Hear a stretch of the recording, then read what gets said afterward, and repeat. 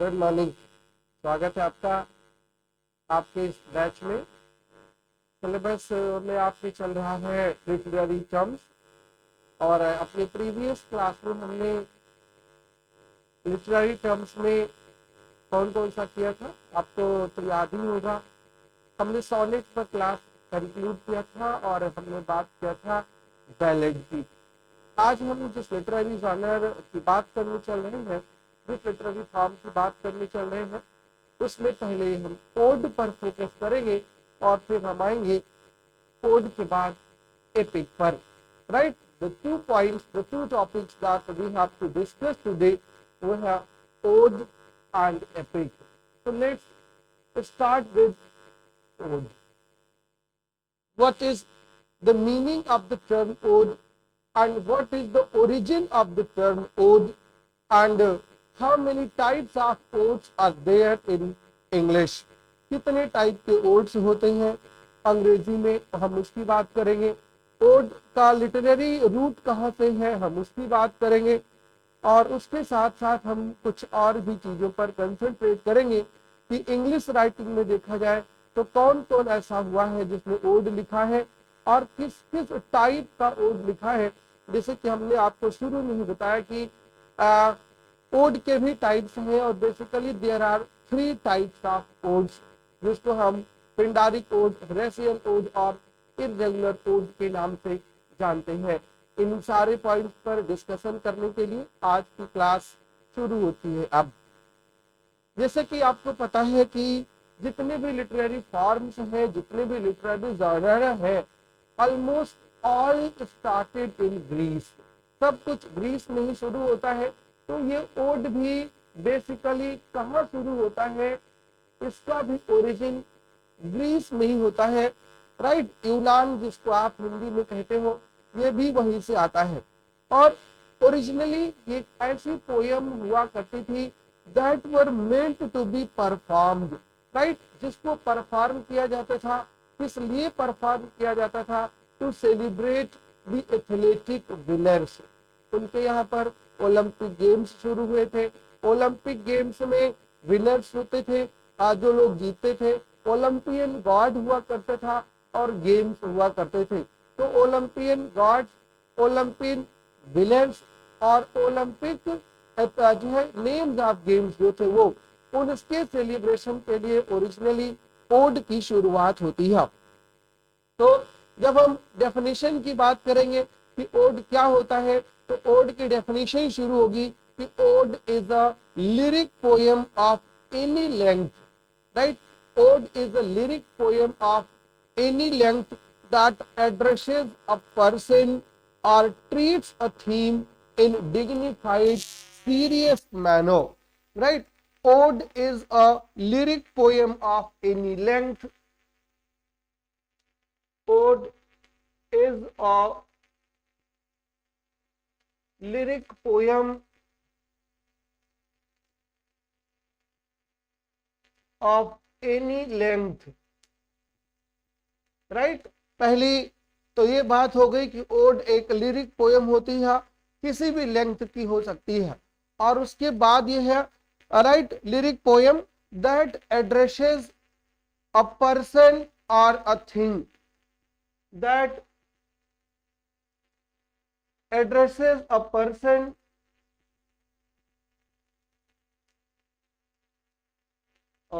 Any length, that addresses a person or a thing। Address करती है किसी person को, किसी थिंग को। और कैसे एड्रेस करती है? तो इन dignified serious manner. Right, in a dignified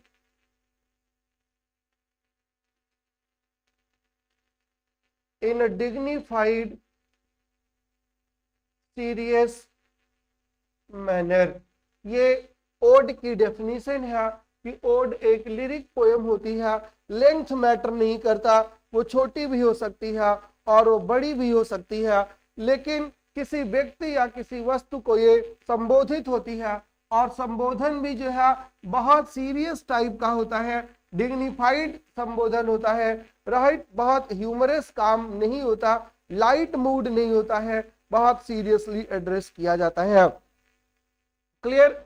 in English poetry there are 3 types of odes, 3 type के ओड्स होते हैं। एक पिंडार ने शुरू किया था ग्रीक में, जिसको पिंडारिक ओड कहा जाता है। दूसरा लैटिन में होरेस ने शुरू किया, जिसको होरेसियन ओड कहा जाता है। और एक इंग्लैंड में जिसको जो शुरू हुआ उसको काउलियन या इर्रेगुलर ओड कहा जाता है।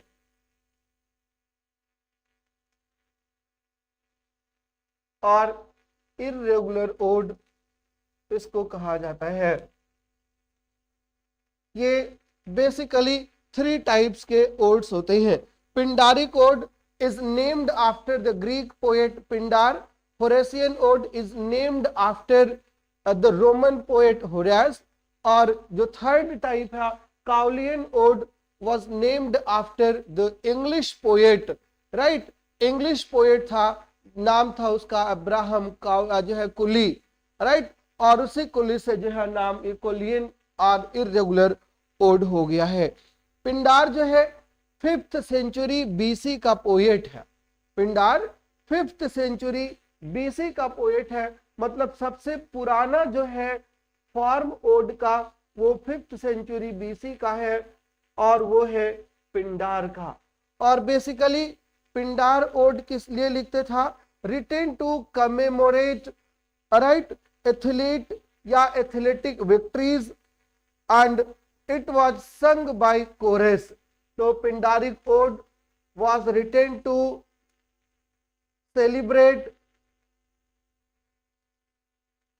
Pindaric odes were written to celebrate athletic victories,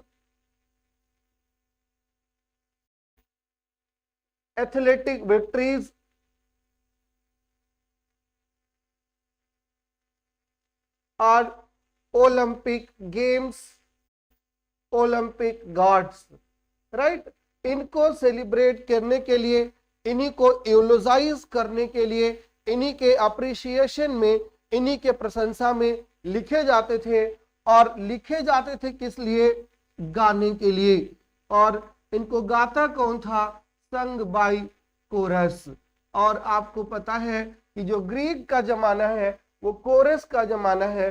पूरी ग्रीक पोएट्री कोरस गाती थी और यहाँ तक कि कोरस ही ड्रामा में भी शुरू में, बाद में धीरे धीरे वहां पर कैरेक्टर्स जोड़े गए, एक्टर्स जोड़े गए और ड्रामा को जो है बढ़ाया गया, उसके प्लॉट को फोकस किया गया।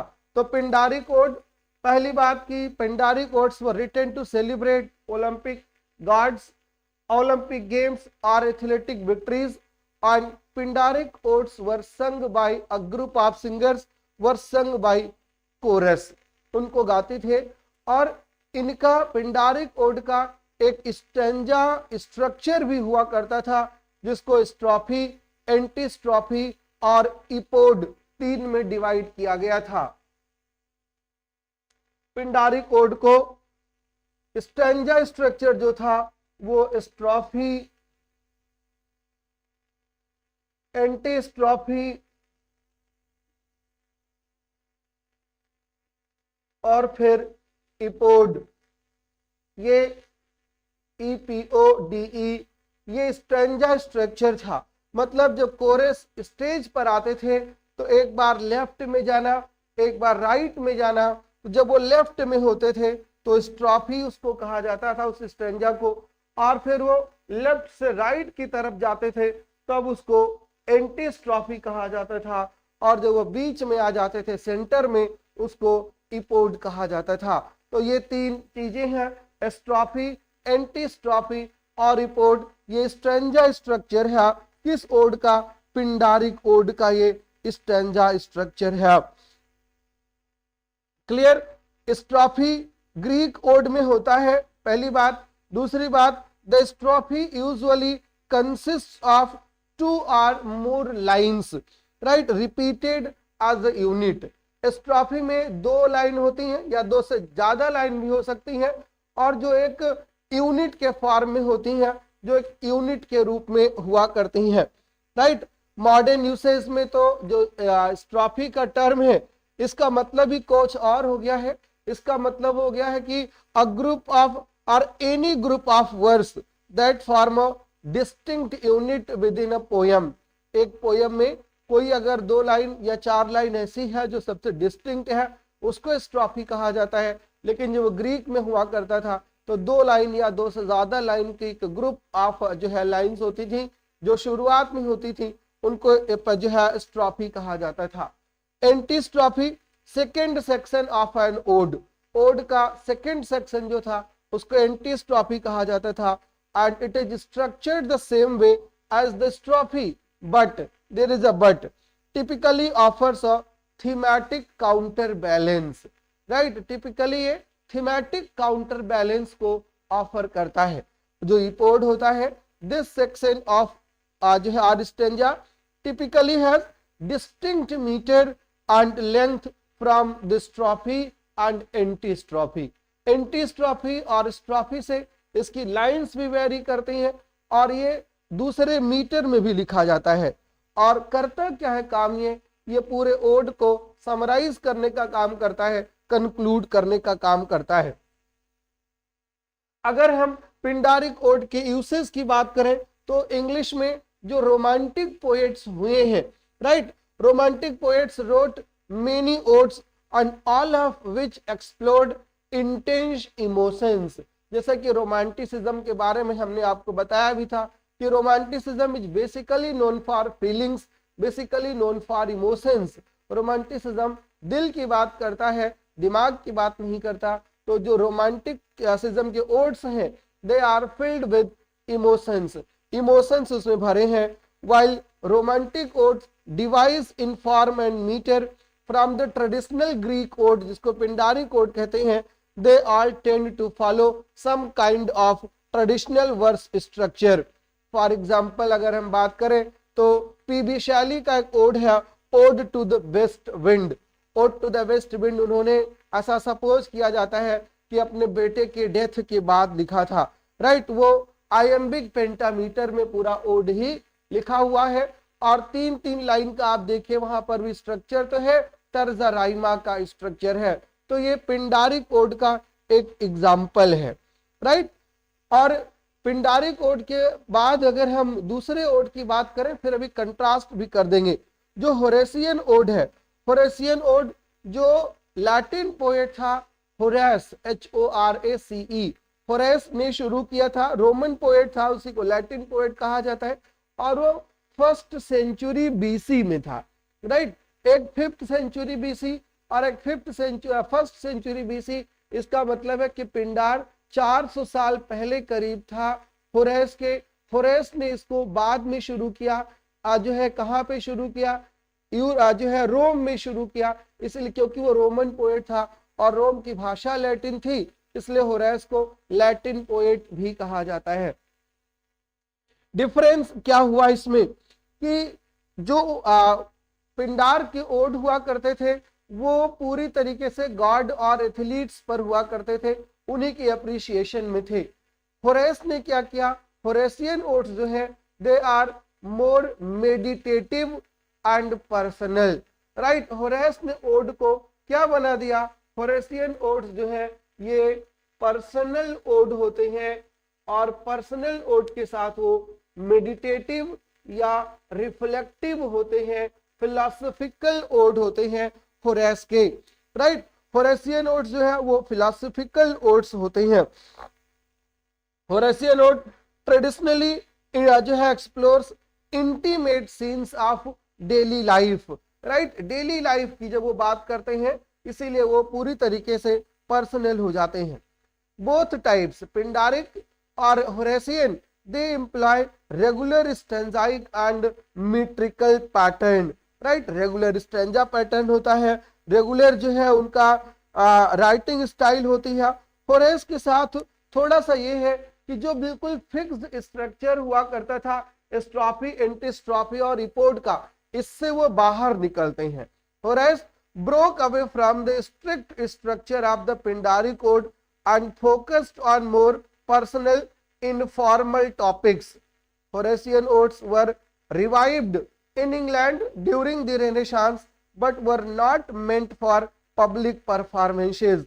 They are more often intimate reflections of friendship, love and poetry. ये इनके सब्जेक्ट हुआ करते थे, राइट? फ्रेंडशिप, लव और पोएट्री। और दूसरी खास बात ये थी कि होरेशियन ओड्स जो होते थे वो गाए जाते थे ऑन द स्टेज, और इनके जो ओड हैं होरेस के, ये गाए नहीं जाते थे क्योंकि ये पर्सनल होते हैं, मेडिटेटिव होते हैं। इनका सब्जेक्ट मैटर जो है वो फ्रेंडशिप होता है, लव होता है या पोएट्री खुद ही हो जाती है, इसलिए ये उनसे डिफरेंट है। एग्जाम्पल की अगर हम बात करें अपने लिटरेचर में, तो one of the most famous masters of the Horatian ode जो है वो जॉन कीट्स है। जॉन कीट्स ने बहुत सारे ओड्स लिखे हैं, right? Keats wrote odes that feature beautiful lush imagery and deep exploration of the poet's own emotions, right? जैसे अगर आप उनके ओड टू नाइटिंगेल की बात करो तो वो अपने ही इमोशंस की बात करते हैं, और जहां पर वो कहते हैं कि वो एक बार हाफ इन डेथ के भी लव में थे। आप उनके ग्रेसियन अर्न की बात करो, आप ओड टू मेलंकोली की बात करो, आप उनके ओड टू ब्यूटी की बात करो, तो ये सब जो है उनके पर्सनल ओड्स हैं, वो पूरी तरीके से इमोशंस पर भरे हैं। किट्स ओड जो है वही ज्यादा पढ़े भी जाते हैं होरेशियन ओड के नाम पर, right? And loved by all, और उसमें जैसे कि ओड है odd on a Grecian earn या ओड टू ऑटम, या हमने आपको बताया कि ओड टू नाइटिंगेल। ये सब जो ओड है ये होरेशियन ओड के एग्जाम्पल्स हैं। क्लियर? पिंडार रोल मॉडल हुए थे 18th सेंचुरी में, और थॉमस ग्रे ने पिंडार के नाम पर पोयम लिखा था, पिंडारियन ओड। जैसे कि एक पोयम है the progress of poesy a Pindaric ode, उसके सब टाइटल ही है जो कि थॉमस ग्रे ने लिखा था। और 19th सेंचुरी जब रोमांटिसिज्म शुरू होता है तो romanticism was a break away from the 18th century poets, इसलिए वो पिंडार पर फोकस ना करके सीधे होरेशियन ओड पर शिफ्ट होते हैं। अब इसका मतलब ये नहीं कि पिंडारिक ओड नहीं लिखे गए थे रोमांटिक टाइम पे, रोमांटिक टाइम में भी पिंडारिक ओड्स लिखे गए थे और खूब सारे। जैसे अगर हम वर्ड्सवर्थ की बात करें तो वर्ड्सवर्थ का जो एक ओड है जिसको आप इमोर्टैलिटी ओड कहते हो, वो इमोर्टैलिटी ओड पिंडारिक ओड का ही एग्जाम्पल है। यद्यपि वर्ड्सवर्थ ने पिंडारिक और होरेशियन दोनों को वहां पर क्लब करने की कोशिश किया था, बट उसको पिंडारिक ओड की ही कैटेगरी में जनरली रखा जाता है, राइट? तो ये पिंडारिक ओड और होरेशियन ओड की बात हो गई। अब हम तीसरे ओड पर आते हैं जिसको आप इर्रेगुलर ओड कहते हो। The irregular ode is associated with the 17th century poet Abraham Cowley, right? Abraham Cowley, इसीलिए उसको कुलियन ओड भी कहा जाता है, जो हमने अभी आपको नाम बताया। He broke away with the traditions of regular stanza, right, permitting variations. Regular stanza को इन्होंने तोड़ दिया, ब्रेक कर दिया, और वहां पर वेरिएशन भी ले आए, और इसीलिए उसको इर्रेगुलर ओड कहा जाता है, राइट? इर्रेगुलर ओड इसीलिए कहा जाता है क्योंकि कुछ खास पैटर्न, खास स्ट्रक्चर फॉर्म को फॉलो नहीं करते हैं। और आप यहाँ पर एक बार फिर जो है वर्ड्सवर्थ का जो ओड है इंटीमेशन, जिसको इमोर्टैलिटी ओड कहते हो, आप उसको इस कैटेगरी में एक बार फिर ला सकते हैं, राइट? तो दो चीजें आप यहाँ याद रखिएगा कुलियन ओड के बारे में, also known as the irregular ode, इसी को इर्रेगुलर ओड भी कहा जाता है आफ्टर इंग्लिश पोएट अब्राहम कुली।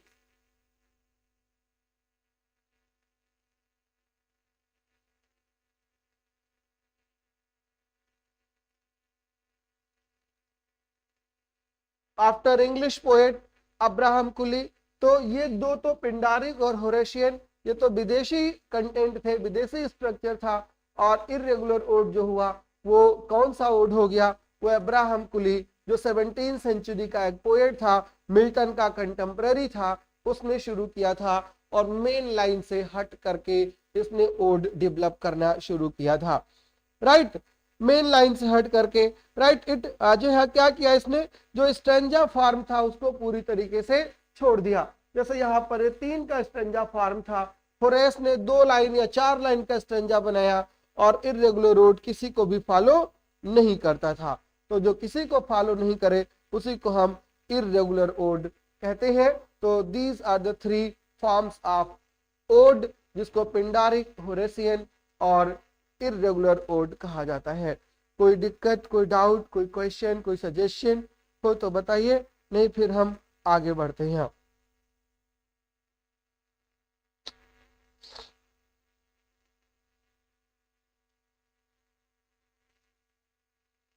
डेफिनेशन एक हमने आपको बता ही दिया है, और शायद अभी लिखी भी है कि ode is a lyric poem of any length that addresses a person और a thing in a dignified serious manner. दूसरे, अगर हम इसी को थोड़ा और इलेबोरेट करें डेफिनेशन को, तो an ode is a short lyric poem that praises an individual, an idea और an event. In ancient Greece, odes were originally accompanied by music. In fact, the word ode comes from the Greek word Aidein, A-E-I-D-E-I-N, A-E-I-D-E-I-N, ये Greek word है, और यहीं से odd derive किया गया है। और एडियन का मतलब ही होता है टू सिंग और to chant, right, to sing or to chant,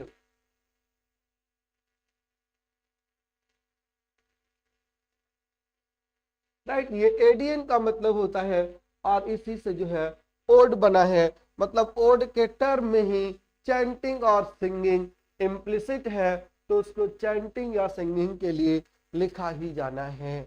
alright ji. Horatian ode, जो होरेश ने लिखना शुरू किया उसको होरेशियन ओड कहा जाता है। जो पिंडार ने शुरू किया उसको पिंडारिक ओड कहा जाता है। जो कुली ने शुरू किया उसको कुलियन ओड कहा जाता है। बस यही जो पिंडारिक, होरेशियन और इरेगुलर ओड है। पिंडारिक ओड पूरी तरीके से फॉर्मल होते थे, पूरे तरीके से देवी देवताओं पर, विनर्स पर होते थे। होरेशियन ओड पर्सनल होने लगे, होरेशियन ओड फिलोसफिकल, मेडिटेटिव होने लगे, इमोशनल होने लगे। और इरेगुलर ओड ने दोनों को मिक्स किया, स्टेंजा फॉर्म को तो छोड़ दिया, बाकी चीजें अडॉप्ट, दोनों को मिक्स करके जो बना दिया उसको जो है कहा गया कि वो इरेगुलर ओड है, राइट। और एक होरेशियन ओड लिखा भी था, क्या नाम था उसका, an Horatian ode upon the death of Oliver Cromwell. अब आप सर्च कर लीजिएगा कि किसका है, राइट। अब आई थिंक कि कोई कंफ्यूजन नहीं होगी। ये आपका बोर्ड है पूरा, और आप यहाँ से पॉइंट्स नोट कर लीजिएगा। यद्यपि you will get everything in black and white, but kindly prepare your own notes as well. It will definitely help you in your examination. इनको नोट करिएगा, ये आपकी मदद करेंगे आपके पेपर के समय पर।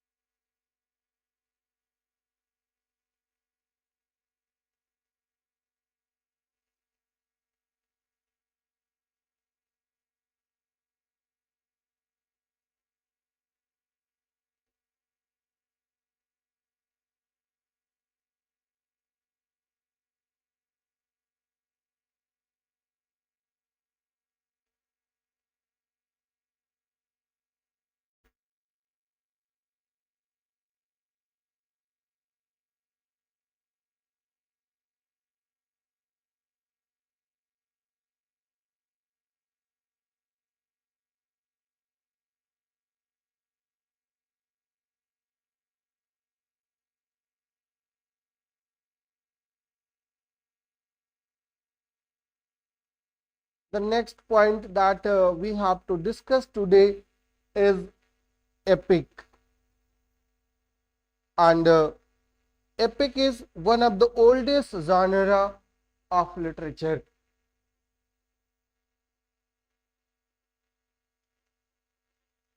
एपिक, वैसे एपिक का मतलब क्या होता है? एपिक को हिंदी में हम महाकाव्य कहते हैं, राइट। एपिक का मतलब होता है बिग, राइट। एपिक बहुत बड़ा महाकाव्य होता है। इन इट्स जनरल सेंस जो टर्म है, the term refers to a long narrative poem. इसके जो फीचर्स हैं वो नंबर 1 पर यह है कि it is a long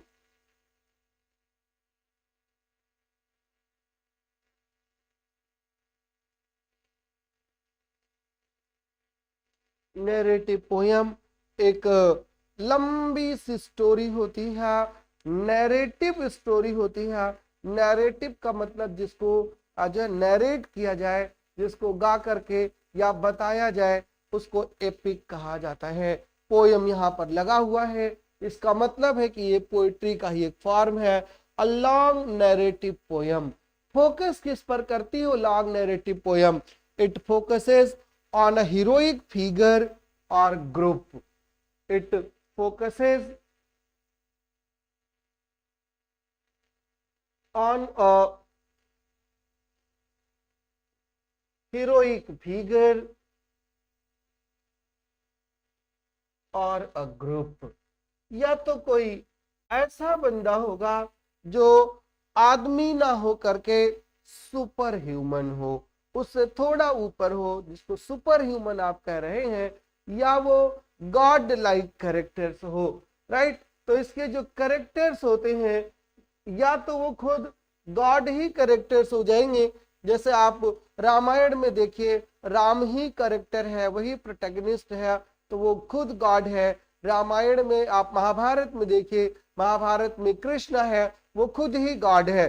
clear? तो गॉड का होगा कैरेक्टर। और सेमी गॉड्स, सेमी गॉड्स कौन होते हैं? जिसको आप नर और नारायण कहते हो, तो ये नारायण हो गए और ये नर हो गए। मतलब ऐसे लोग जिनके अंदर इंसान से ज्यादा और भगवान से कम ताकत हो, जो बीच में हो, उनको सेमी गॉड्स कहा जाता है। जैसे कि आप देखिए अर्जुन को ले लीजिए, अर्जुन साधारण आदमी नहीं है और अर्जुन भगवान भी नहीं है, क्योंकि अर्जुन भगवान के साथ है। तो जो न थोड़ा सा ऊपर हो, सुपर ह्यूमन हो, ह्यूमन ही और सुपर ह्यूमन हो, उसको हम सेमी गॉड कहते हैं। आप हनुमान को ले लीजिए, वो सेमी गॉड है।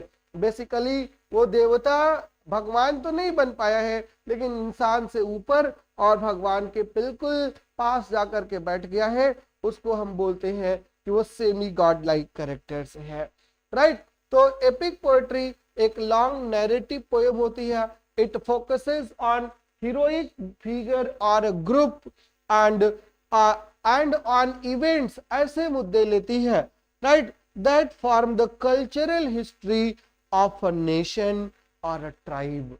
ऐसा टॉपिक चूज करेगी जो पूरे देश से, पूरे ट्राइब से संबंधित हो। किसको कवर करती है ये? ऐसे इवेंट्स को that form the cultural history. It takes up the events that form cultural history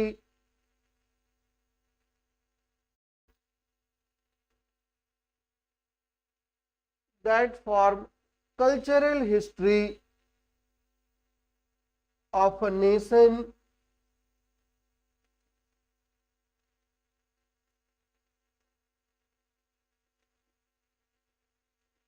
और अ tribe.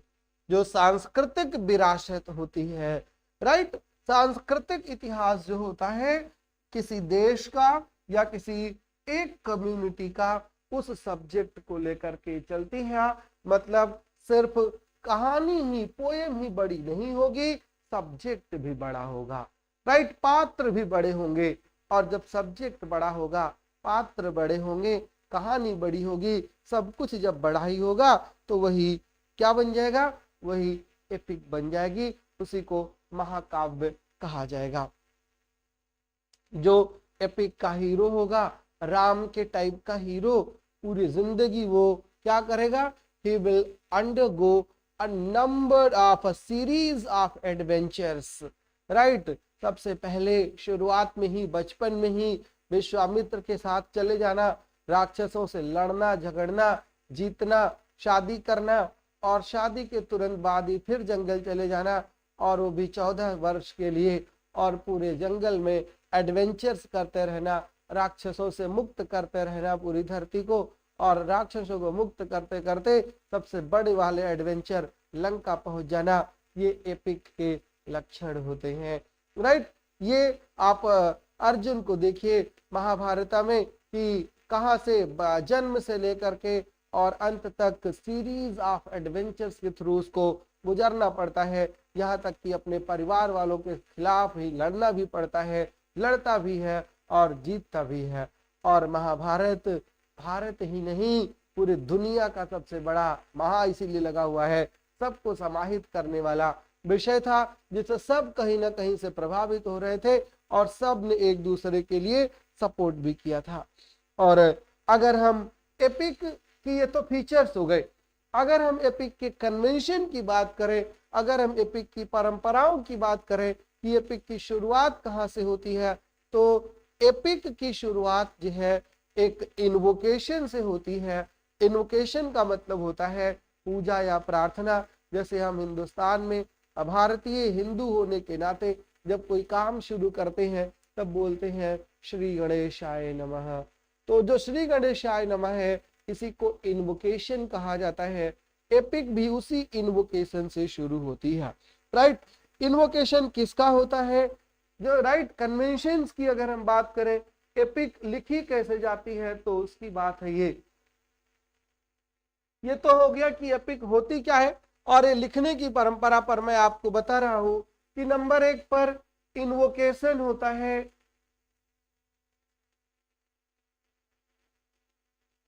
Invocation to the muse. और ग्रीक कल्चर में अलग अलग लिटरेरी फॉर्म्स के लिए अलग अलग देवी देवता हुआ करते थे। जो एपिक की म्यूज है, एपिक में वो किसकी पूजा करते थे? तो एपिक की म्यूज है कैलाइपी। ये है एपिक की म्यूज जिसकी पूजा किया करते थे लोग एपिक लिखने से पहले। जैसे अगर हम शुरुआती के ही एपिक की बात करें तो होमर की एपिक है इलियड, और उसी की एक सीक्वल भी है जिसका नाम है ओडिसी। और इलियड और ओडिसी दोनों में ही पूजा की गई है, इन्वोकेशन किया गया है कैलाइपी का, राइट? दूसरा कन्वेंशन यह होता है कि जब हम एपिक की राइटिंग देखते हैं, पढ़ना शुरू करते हैं, तो epic always starts in medias res. Epic always starts in medias res, और मीडियास रेस का मतलब होता है in the middle.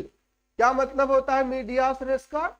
In the middle, मतलब स्टोरी जो है वो बीचों बीच शुरू होती है। स्टोरी शुरुआत और अंत से नहीं, बीचों बीच में स्टोरी शुरू होती है। जैसे आप मिल्टन के पैराडाइज लॉस्ट की बात करें तो मिल्टन की पैराडाइज लॉस्ट जब शुरू होती है बुक 1, तो हम पहले तो इन्वोकेशन होता है। यद्यपि मिल्टन ने इन्वोक नहीं किया है कैलाइपी को, मिल्टन ने जिस म्यूज को जो है इन्वोक किया है वो यूरियाना है, right? Urania is the muse of astronomy. Milton ने उसको किया है, बताऊंगा जब मैं मिल्टन पर आऊंगा।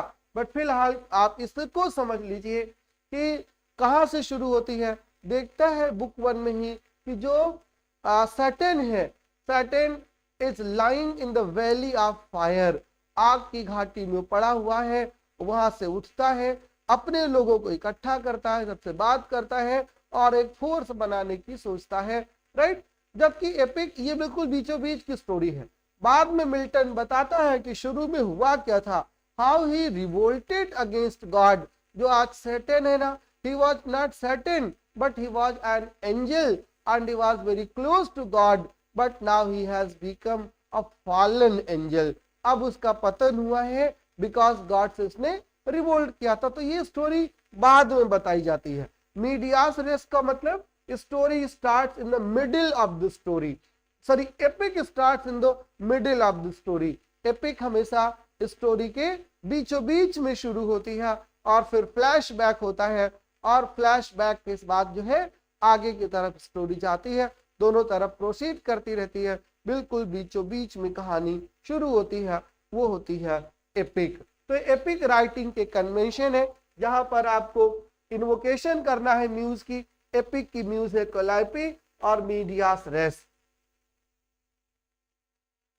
अगले कन्वेंशन पर अगर हम आए एपिक के, तो एपिक का एक पर्टिकुलर मीटर भी होता है जिसको हम एपिक मीटर कहते हैं। और वो एपिक मीटर वो मीटर है जिस पर जिसमें सबसे पहले होमर ने अपनी एपिक जो है इलियड और ओडिसी को कंपोज किया था, वो एपिक मीटर है। और वो एपिक मीटर डैक्टिलिक हेक्सामीटर होता है। एपिक मीटर क्या होता है? एपिक मीटर को डैक्टिलिक हेक्सामीटर कहा जाता है।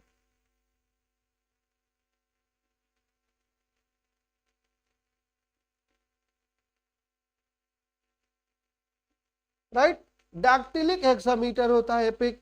यद्यपि सभी ने इनको फॉलो नहीं किया इस कन्वेंशन को, जैसे कि मिल्टन की ही बात करें तो मिल्टन ने डैक्टिलिक हेक्सामीटर एपिक मीटर में न लिख करके अपनी एपिक ब्लैंक वर्स में लिखा है। दूसरे की अगर हम बात करें स्पेंसर की, तो स्पेंसर की जो एपिक है फेरी क्वीन, उन्होंने न तो ब्लैंक वर्स में लिखा है और ना ही एपिक मीटर में लिखा है, बल्कि उन्होंने एक अपना ही मीटर जो है डिवाइस किया, और उस मीटर को स्पेंसेरियन स्टैंजा कहा जाता है, जो 9 लाइन का स्टैंजा होता है। क्लियर? तो कन्वेंशन अलग है, कोई जरूरी नहीं कि हर कोई उसी को फॉलो करे। कन्वेंशनली जो है यही चीजें होती हैं एपिक के शुरुआत की। Right, in modern times epic has come to denote a work in prose, verse, theater or film that exhibits action on a large scale and treats a significant historical event. Modern age में तो चीजें पूरी तरीके से बदल ही गई हैं। अब एपिक का मतलब सिर्फ पोएम ही नहीं, एपिक कोई फिल्म भी हो सकती है। राइट, एपिक कोई नॉवेल भी हो सकती है, एपिक कोई प्रोज भी हो सकता है जो हिस्ट्री से डील करता हो लार्ज स्केल पर। जैसे एक फिल्म आई थी करीब 20 साल पहले, नाम था उसका लगान। राइट, जो लगान का सब्जेक्ट मैटर था ना, वो पूरे हिंदुस्तान से रिलेटेड सब्जेक्ट मैटर था, वो सिर्फ एक लव स्टोरी नहीं थी, पूरे जो हिंदुस्तान के सब्जेक्ट मैटर को ले और इतने ग्रैंड लेवल पर उसको टैकल भी किया गया था। ऐसी फिल्म को एपिकल मूवी कहा जाता है, एपिक कहा जाता है। राइट, दूसरा एग्जांपल हम प्रोज में बताएं तो एक नॉवेल लिखा था हेनरी फील्डिंग ने, और उस नॉवेल का नाम था जोसेफ एंड्रूज। थी वो नॉवेल पूरी फिक्शन थी, वो पूरा प्रोज में था, और फील्डिंग ने उसको डिस्क्राइब किया था, क्या उसको कहा था कि ये कॉमिक एपिक इन प्रोज है। कॉमिक भी है, एपिक भी है और प्रोज में भी है। तो एपिक कहने का सेंस अब ये हो गया है, epic means large, epic means grand. तो एपिक जो है ग्रैंड स्टाइल में लिखी जाती है, ग्रैंड सब्जेक्ट मैटर पर लिखा जाता है, मीडियास रेस में शुरू होती है, इन्वोकेशन होता है। राइट, और जो है ये कभी कभी मीटर ये भी हो सकता है, अदरवाइज नहीं भी हो सकता। और ये तो प्रोज में भी हो सकता है, फिल्मों में भी हो सकता है, और प्रोज और फिल्म के अलावा जो है ये नॉवेल्स में भी हो सकता है, या उसी के इमिटेशन में दूसरी एपिक तैयार हो जाती है, जिस पर अभी हम बात करेंगे, जिसको मॉक एपिक कहा जाता है।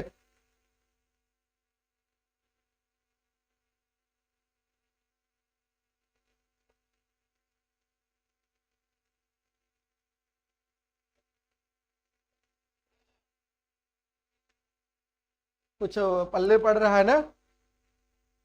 यहाँ प्रॉब्लम होगी तुरंत नॉक करिएगा।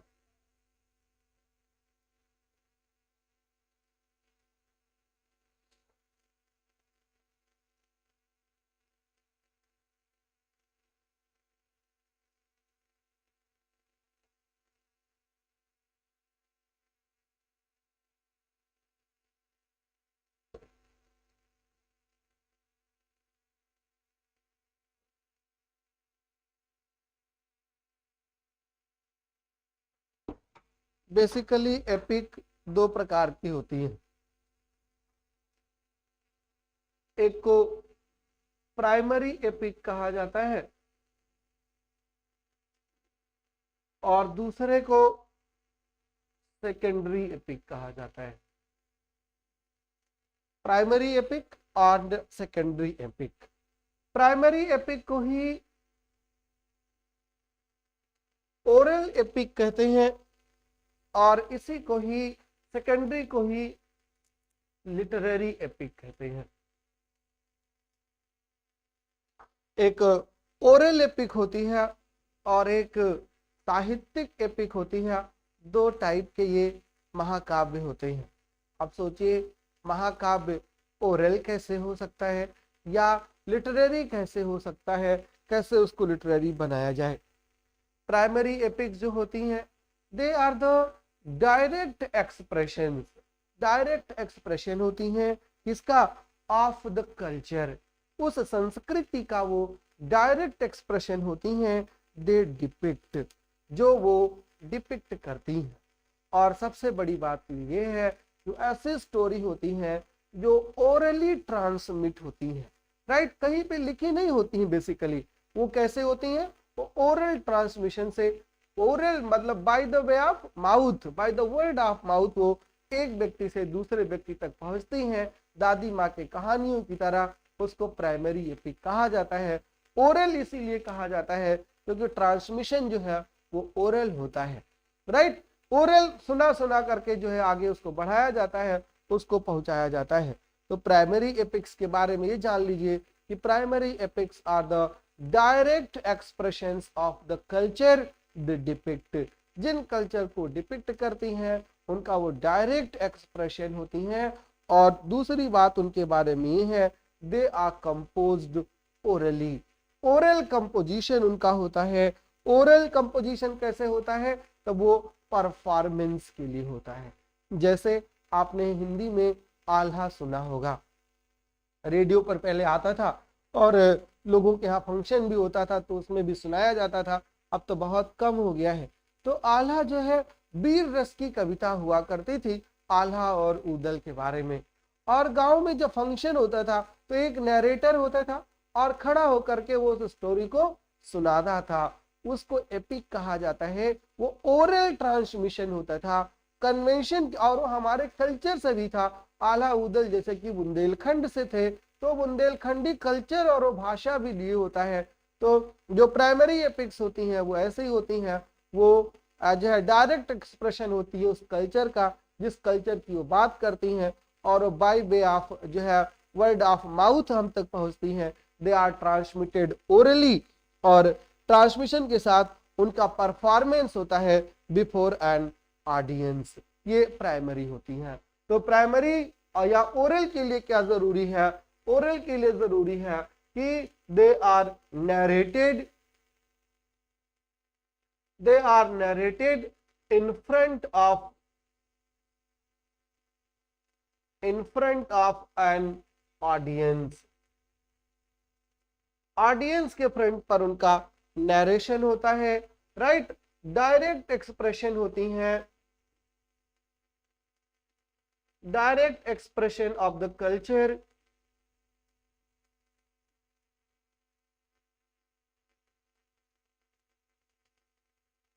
Direct expression of the culture they depict, जिस कल्चर के वो एक्सप्रेशन होती हैं वो डायरेक्ट होती हैं, जिनको वो डिपिक्ट करते हैं। तो ये दो पॉइंट जो है प्राइमरी एपिक के लिए है। ओरल ट्रांसमिशन, पर्टिकुलर कल्चर का एक्सप्रेशन संग इन फ्रंट ऑफ ऑडियंस, ये प्राइमरी एपिक्स हैं। सेकेंडरी एपिक की हम बात करें जिनको लिटरेरी एपिक भी कहा जाता है, तो secondary epics are written compositions, right. ये ओरल कंपोजिशन होते हैं और सेकेंडरी एपिक जो है, जो लिटरेरी एपिक होते हैं, सबसे पहली ही परिभाषा उनकी है कि वो रिटन कंपोजिशन होते हैं, लिखित होते हैं वो, राइट, लिखित रूप में होते हैं वो, जिनको रिटन कंपोजिशन कहा जाता है। और दूसरा ये है कि वो प्राइमरी एपिक को ही अपना रोल मॉडल मानते हैं, राइट। प्राइमरी एपिक को ही अपना रोल मॉडल मानते हैं और उसी पर बेस करते हैं। जैसे कि होमर की एपिक के बारे में हम इतनी देर से आपको बता रहे हैं कि होमर की जो एपिक थी, होमर की एपिक इलियड और इसी का सीक्वल ओडिसी, राइट, ओडिसी और इलियड, बेसिकली ये ओरल कंपोजिशन है, राइट, ओरल कंपोजिशन है। और ग्रीक कल्चर में they were narrated in front of the audience, उनको गा गा के सुनाया भी जाता था और वो उन्हीं ग्रीक कल्चर की बातें भी करते हैं। तो ये प्राइमरी एपिक्स हैं बेसिकली। और होमर के इन्हीं इलियड और ओडिसी पर ही वर्जिल ने एक एपिक लिखी जिसका नाम था एनीड, राइट। एनीड किसकी है? वर्जिल की है। तो सोर्स जो है वर्जिल की एनीड का वो इलियड और ओडिसी ही है।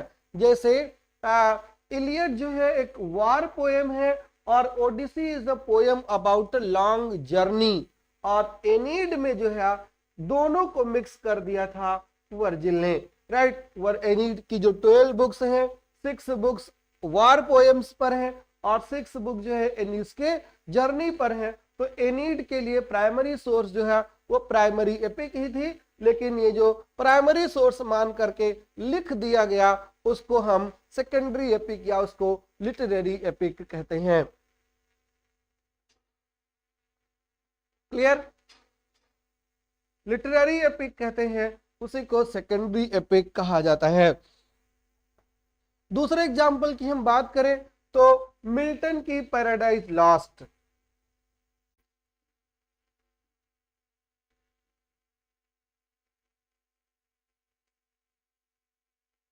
मिल्टन की पैराडाइज लॉस्ट, इसकी थीम कहां से आई थी?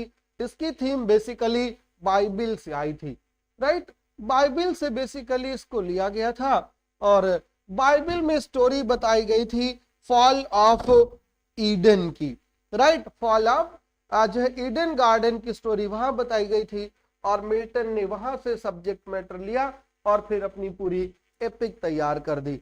सेम केस जो है स्पेंसर के फेरी क्वीन के साथ है। ये सब जो है लिटरेरी एपिक्स के एग्जाम्पल हैं, right. They have Homer as their model और फिर जो है सेकेंडरी एपिक। क्लियर? कोई कंफ्यूजन?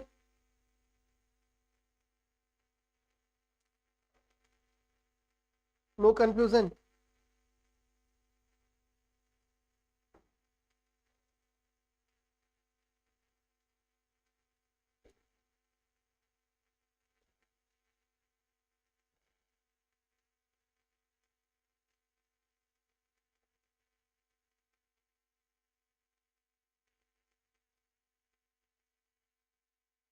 चलिए,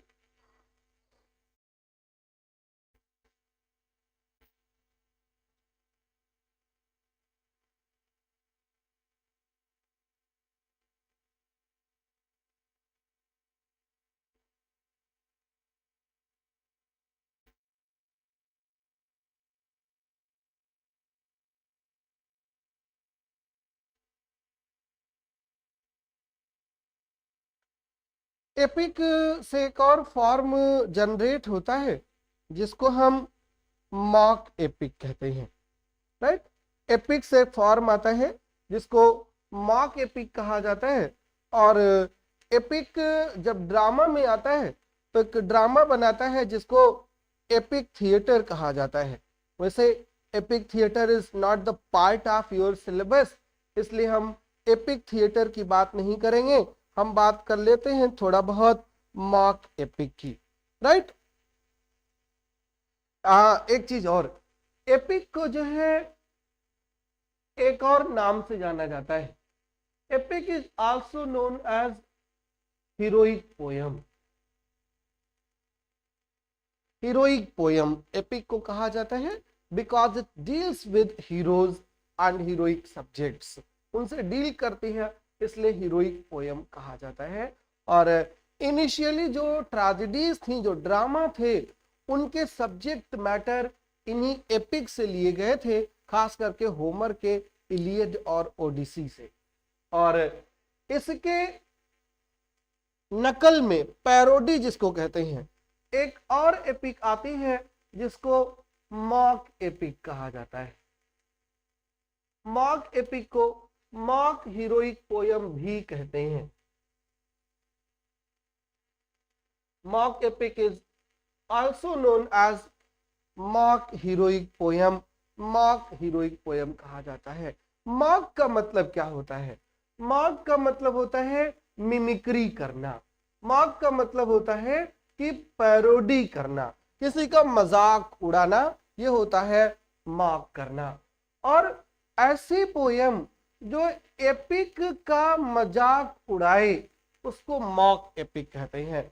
a poem which ridicules the epic convention, जो एपिक कन्वेंशन को, एपिक परंपरा को जो रिडिक्यूल करे, जो पैरोडी करे, उसी को मॉक हीरोइक पोयम या उसी को मॉक एपिक कहा जाता है।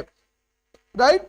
For a term sometimes known as mock heroic for a form that implies the high style associated with epic poetry, but big but यहां पर है कि epic का जो सब्जेक्ट मैटर होता है वो ग्रांड सब्जेक्ट मैटर होता है।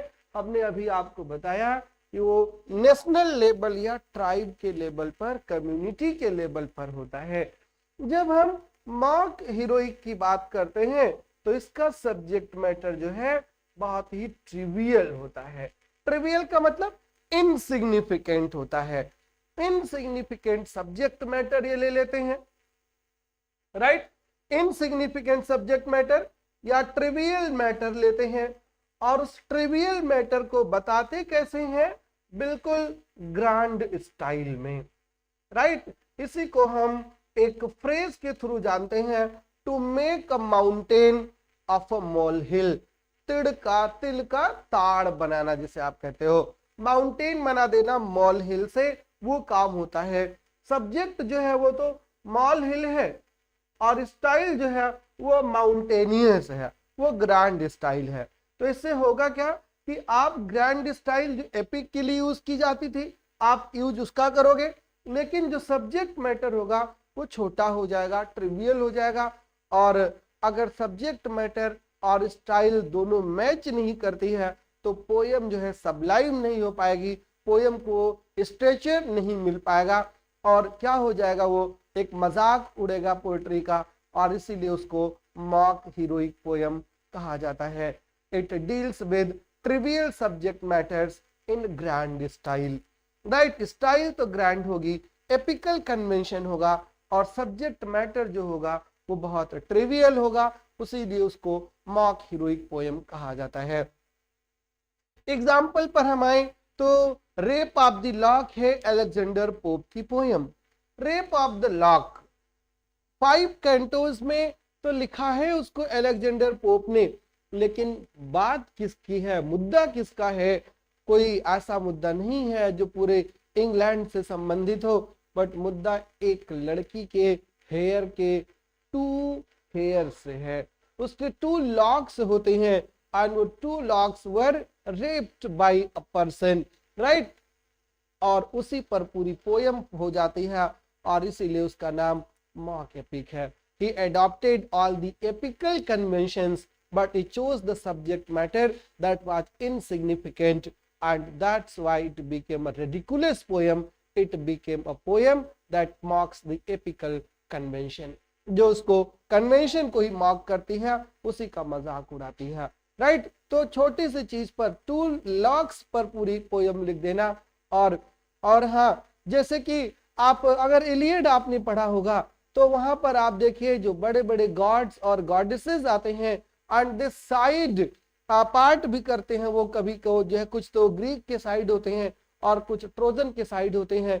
यहाँ पर भी ये होता है, लेकिन यहाँ पर वो सुपर नेचुरल एलिमेंट्स हैं, वो नोम्स हैं, सिल्प्स हैं, सुपर नेचुरल मशीनरी जिसको कहा जाता है, गॉड और गॉडेसेस ना हो करके उनके एवज में बहुत लिटिल ट्रिवियल कैरेक्टर्स को भी यूज कर दिया जाता है और वो पोयम मॉक एपिक बन जाती है। क्लियर? तो यही डिफरेंस है एपिक में और मॉक एपिक में। एपिक थिएटर हमने आपको बताया कि epic theatres are not related to your subject, इसलिए हम उस एपिक थिएटर की बात नहीं करेंगे। राइट? और कोई कंफ्यूजन हो तो बताइए, अदरवाइज आज की क्लास में हमने किसकी बात की? ओड की। ओड में 3 टाइप्स ऑफ ओड, पिंडारिक, होरेसियन और इरेगुलर विद एग्जांपल्स। और फिर हमने बात की एपिक की, एपिक और फिर मॉक एपिक की। क्लियर? और मॉक जो है एपिक में दोनों टाइप्स, प्राइमरी एपिक और सेकेंडरी एपिक, एपिकल कन्वेंशंस और एपिक की muse. That's all for today and in the next class हम किसकी बात करेंगे? नेक्स्ट क्लास में हम 2 और लिटरेरी जॉनर उठाएंगे आपके जो सिलेबस में दिया है, फिर हम उस पर डिस्कस करेंगे। Thank you so much for being with me, thank you so much for listening to me concentratedly. Right? Thank you. Good luck.